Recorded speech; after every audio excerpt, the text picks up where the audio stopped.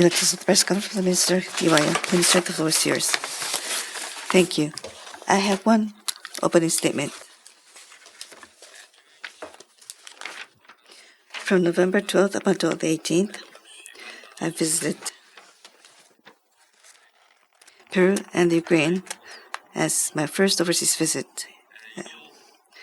The distance traveled was roughly 41,000 kilometers, which is equivalent to going around the world. It was a very hard schedule visit, spending one night and 7 days. But I think we were able to have very good, outstanding results, as we have covered all the meetings which we had scheduled from the beginning. So this is a very successful overseas visit for us. Let me first talk about the EPIC ministerial meeting that was held in Peru. We emphasized the need to promote free and just trading and investment environment, as well as in reinforcing food security and also promotion of economic status of women. And also, we were able to reaffirm our resolve to continue to contribute to sustainable growth as well as prosperity of the Asia-Pacific region as a whole. At the same time, I was able to have meetings with foreign ministers of U.S., South Korea, and Peru. We also held meetings with foreign ministers from 6 different countries. So we were able to build personal relationship as a result of these meetings, and also we were able to reaffirm the need to reinforce our bilateral ties as well as to promote coordination and partnership as we responded to issues of global scale. Now, afterwards, I went across the Atlantic and visited Ukraine. We believe the issues pertaining to Ukraine is the top priority when we consider the current international situation on hand. And that being the case, I had always wanted to be able to visit the situation on the ground as soon as possible. That has been my aspiration ever since I assumed the position as the Foreign Minister of Japan. Through the visit this time around, I was able to see firsthand the ravages brought on by Russian aggression into Bucha. Also, in my meetings with senior leaders, such as President Zelensky and also Foreign Minister Shibiha and the other leaders of the Ukraine, and in these meetings with the leadership of Ukraine, we talked about the form of future cooperation and had very good discussions with bearing in mind the possibility of North Korean military personnel taking part in the battle vis-a-vis Ukraine. Immediately after we left Ukraine, there was an attack by Russian forces with regard to energy facilities throughout the Ukraine. The scale of the attack was the largest in the last 3 months. That is our recognition with regard to the size of the attack. And I was able to feel the continuing difficulties and severity of the aggression that continues to date. We cannot allow for unilateral change to the status quo through force in any part of the world. We hope that we'll be able to realize just and lasting peace to Ukraine as soon as possible. We'll be able to restore that. We'll continue to coordinate with Ukraine as well as with the international community so that we'll be able to address this topic. We'll continue to see close coordination with these countries. And I was able to renew my resolve. That is all for my opening comment. Thank you. Those of you with questions, please raise your hand, and once you are called upon, please go to the microphone close to you and state your name and affiliation and ask your question. Kyodo Tsushin, Sakaguchi-san, please. Sakaguchi from Kyodo Tsushin. So as you mentioned earlier on, you visited Ukraine, and considering Ukraine situation, there is military cooperation between North Korea and Russia, and it's becoming very complex. So what are you thinking of additional sanctions to both North Korea and Russia? Now, concerning what to do going forward, at this point in time, I would like to refrain from responding. But initially, the aggression against Ukraine from Russia is a violent act that shatters the foundation of international order. And recently, there has been sending of soldiers to Russia from North Korea, and also participation in the battle against the Ukraines. And there has been procurement and usage of weapons and ammunition, inclusive of ballistic missiles from Russia, in Russia from North Korea, and we would like to strongly condemn the progress of military cooperation between these two countries. And this will exacerbate the Ukraine situation furthermore, and it will also have an impact on the national security in the area around us, so we are very seriously concerned. So as Japan, for the realization of fair and perpetual peace as quickly as possible in the Ukraine, as well as the complete implementation of the Security Council resolution, we would continue close communication with the international society. And concerning what you have just mentioned, we need close collaboration with the international society. Next question, NHK, please. Yonetsu-san, please go ahead. Yonetsu from NHK, thank you for this opportunity. I want to ask about the Ukraine.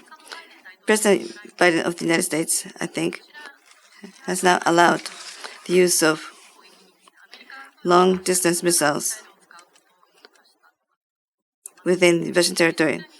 I understand that this attack has been permitted, and there's a report that the attack is imminent.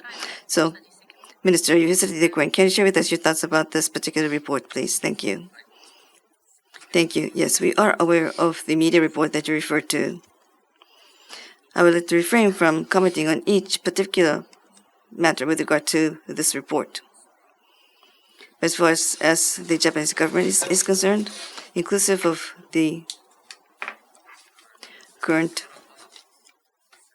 and the new situation with regard to the fight in Ukraine, and inclusive of the impact on the current situation, we have to continue to monitor the prevailing trend very carefully. Now, with my visit to Ukraine this time around,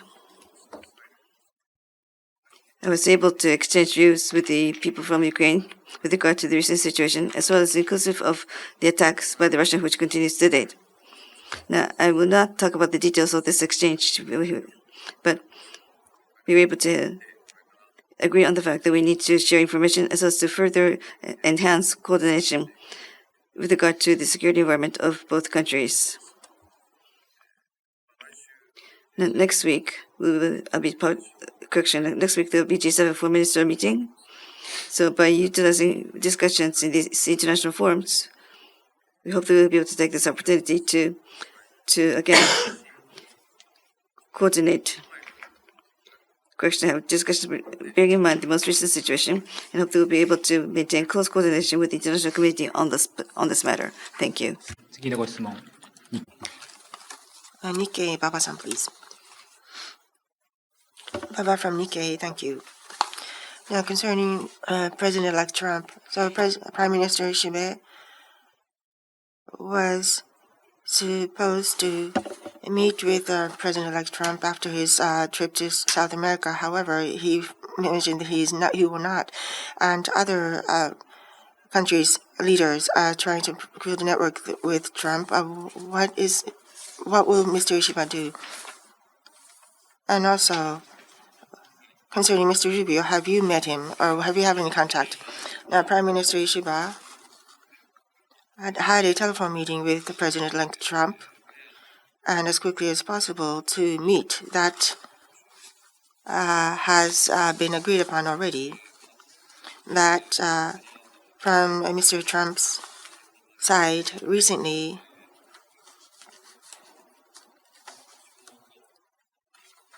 with President-elect Trump and the meetings with other leaders, there has been so many requests for meetings, and there are legal restrictions as well. So at this point in time, the meeting with President-elect Trump will not be held with any country. So that is the explanation given. We understand. Based on that, as the Minister of Foreign Affairs until now, with MOFA as well as the diplomatic establishment overseas, we have been building relationships steadily with the people in the Republican Party, and based on that, we would continue to communicate with President-elect Trump and his staff. And what was the other question? Sorry. Mr. Rubio, the upcoming Secretary of State. So Mr. Marco Rubio, I have not met him yet. And I would like to meet him as quickly as possible. And at the APEC ministerial meeting in Peru, we had U.S.-Japan ministerial foreign ministers meeting as well, and Secretary of State Blinken has said that he will be handing over his work to his successor. So as quickly as possible, I would like to meet my counterpart in the next administration, Mr. Marco Rubio, as quickly as possible, to create a very strong trust as well as cooperative relationship. Next question, please. Yomiuri. Yomiuri, thank you for this opportunity. I'd like to ask about the recommendation made by the UN Committee on Elimination of Discrimination Against Women. They provided the recommendation about the Imperial Household Law, which stipulates mayor, line, mayor. I understand the Japanese government has asked that this particular part of the report be deleted. Was there in response to a request from the UN committee side? Also, if they have not approved the deletion of this particular provision, how will the Japanese government act? And also going forward, how do they to respond to the situation going forward? Thank you. Yes, thank you. Yes, with regard to the succession to Japanese imperial throne to male descendants in the male line, as the request was raised with regard to the committee review, which was held on the 17th of October, we have explained that the succession of the throne relates to the very foundation of the nation state of Japan. So therefore, it is not appropriate to discuss the imperial household law in a committee who is focused on the origin and the intent behind the Convention on Elimination of all forms of discrimination against women, whose objective is to eliminate all forms of discrimination against women. After the review was over, we explained to the relevant committee that the qualification with regard to enthronement is not part of the basic rights. So therefore, the fact that the limits to succession to Japanese imperial throne to male descendants in the male line, that would not constitute discrimination against women, which is Article 1 of the Convention. But despite the strong protest that we lodged, the fact that in the final review, the discussion pertaining to the succession by male line still remained in the report is surely regrettable for us. So as the final report was announced on October 29th, we lodged a strong protest to the UN Committee. We also asked that there be deletion to this particular part. In any event, we believe that it is not appropriate for this particular committee to address issues pertaining to imperial household law in Japan, and so therefore the relevant part should be deleted. And we once again restated our position that Japan cannot accept this particular position. We will continue to ask the committee to delete this particular part in the report.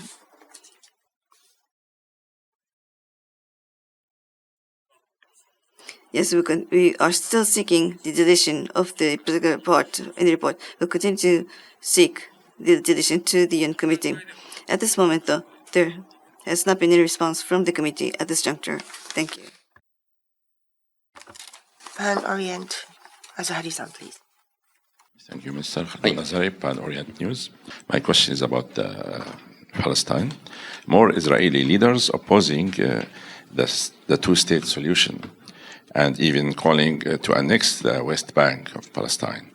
Japan, meanwhile, supports the establishment of the Palestinian state, but doesn't recognize it, and saying that unless the peace process progress, Japan will not recognize it. So my question is, how could Japan encourage the Israelis to return to the two-state solution while at the same time you reject to recognize a Palestinian state? Thank you.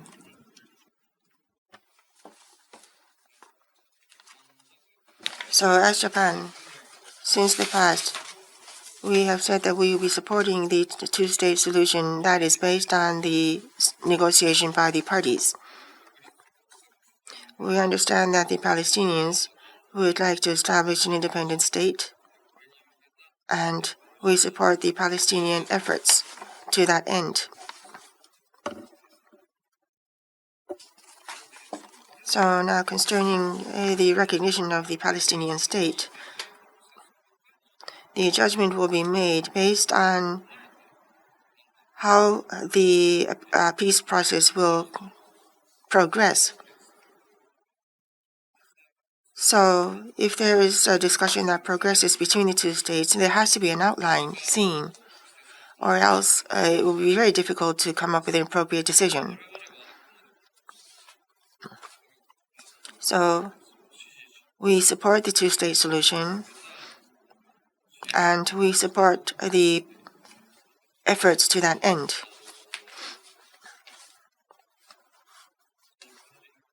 But the very important peace process, for the progress of that, we would make the utmost effort as well as provide the utmost support. And within that, we will, concerning the timing and as well for the recognition of the state, we would like to make a comprehensive decision. Yu-san from Tonipo, please. Good afternoon. I'm from Kim from Tonipo and Channel A from South Korea. Thank you for this opportunity. I have to ask about the memorial ceremony for the Sado mines. I understand the Japanese government officials were planning to host such a memorial ceremony in fall this year. I think the schedule is approaching near, and this is not being reported in the local press as well. Can you share with us the participants for the Japanese government? What will be the substance that you'll announce? Also, will the ceremony be held every year going forward? These are my questions. Thank you very much.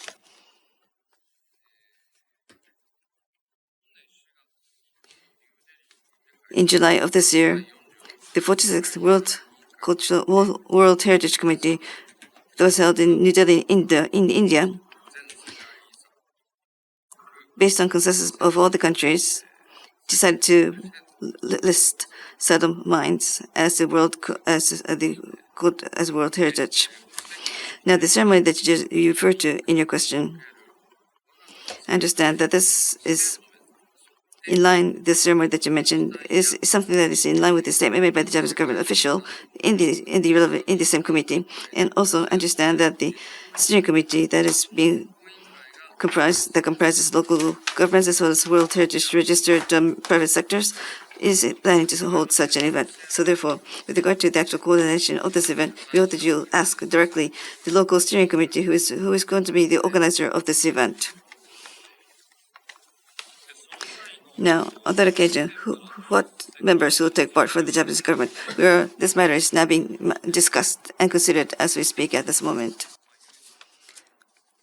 The session in the Japanese Parliament, the Diet is approaching, so I think we also need to bear in mind possible coordination with the schedule for the Parliament meeting. So nothing has been decided at this juncture, but we're making coordination right now. I hope that is. Oh, and also this event, I understand, has been covered in the statement made by the Japanese government at the 46th World Heritage Committee meeting, which was held in July this year. And as is indicated in the statement, I understand that the intention is to host the meeting event every year going forward. Thank you. Satomi-san from Asahi Shimbun. Satomi from Asahi Shimbun. Concerning the APEC summit meeting, Prime Minister Shiba was not in time for the group photo. In social media, there are very harsh comments. And Prime Minister Shiba wanted to give flowers to former President Fujimori's grave, and while he was going back, he was caught in a traffic congestion, and the schedule was very tight, and he did want to go to the Japanese-related president. We do understand that. However, I would like to ask how you assess the fact that the Japanese leader was not in the group photo. So from conclusion, it is very unfortunate. So he was not in time to be in the group photo. But as was already mentioned, there was a traffic congestion due to a traffic accident that is force majeure that cannot be helped. And this was the very last photo of the entire schedule, and he was not in time for that. So it is not as if there is any impact from that. And Prime Minister Ishiba at APEC summit meeting this time, for 2 days he participated in all the sessions.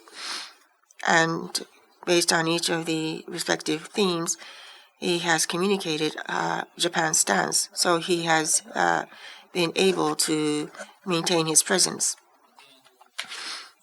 And as you know, U.S., China, and other leaders from other countries, he has had bilateral meetings, and he's been able to build trust relations between the leaders. So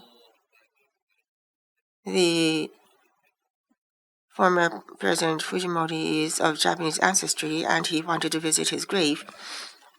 That was also significant. So there was a traffic accident that led to congestion that occurred suddenly. So as a result of that, he was not able to be in time for this last group photo. But it is not as if that had any impact on the outcome or the building of relations with the leaders of the meeting. And this is from NHK. If I could go back to a relevant point.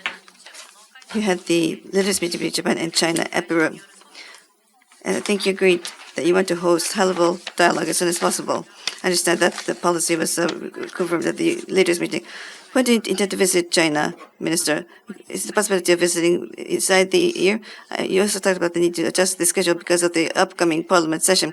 Is there a possibility that you'll be visited by the end of the year? Can you talk about your visit to China? Well, first of all, when will the visit be, or when will Chinese visit us? Nothing has been determined at this moment. But as you pointed out, at the recent leaders meeting between Japan and China leaders, they agreed that they want to maintain high-level dialogue going forward. That includes mutual visit by the foreign ministers, as well as high-level personnel, cultural exchange and discussion at that level, and also economic dialogue. It's important that they be implemented at appropriate timing, and we will continue on with the coordination. This was confirmed between the two leaders of Japan and China upon the occasion of the leaders' meeting. So as far as I'm concerned, I hope that I'll be able to realize these issues as soon as possible. So we'll actively make efforts to adjust the schedule. But in any event, as far as Japan and China is concerned, it is important that we continue to carry out mutual benefit, and we'll continue to make stable relationship, and that efforts will continue. It is important that we also pursue mutually beneficial relationship based on common strategic interests. So it is important that we maintain close communication at all levels of these two countries. Thank you. Sakaguchi-san, Kyodo Tsushin, please. Sakaguchi, Kyodo Tsushin. Now, related to that, concerning human-to-human exchange, for the short-stay visa, the waiver of that, there's been discussion amongst the two countries, China and Japan, and there's been a report that this may be resumed in the near future. Has there been any contact related to that? So I'm sure from the economic circle there has been requests for that, but the Japanese government, inclusive of the negotiations thus far. So what do you once again think about the necessity of the waiver? So I do understand that such press reports have been made. In the Chinese government in March 2020, with the spread of the with COVID-19 pandemic,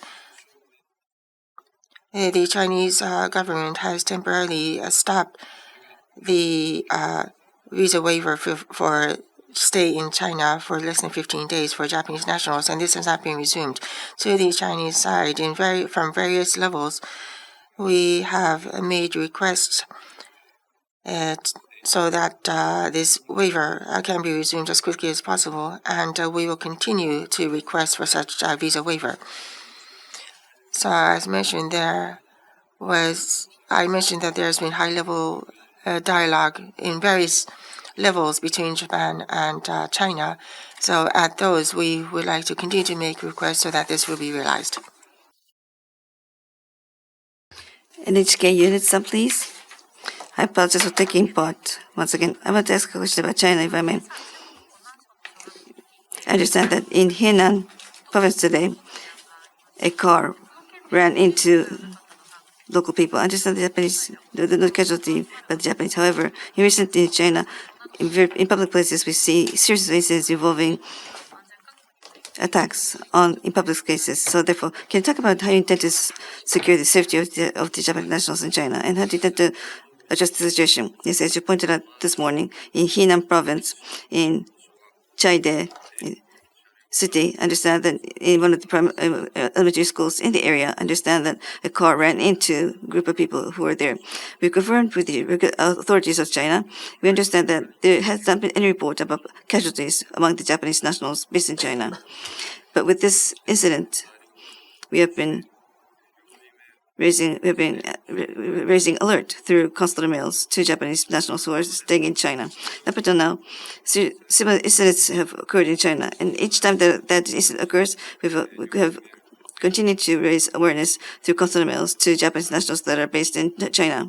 We continue to make utmost efforts to secure safety of the Japanese nationals in the country, and our ministry will make an all-out effort to secure their safety. Thank you. With this, we'd like to thank you very much.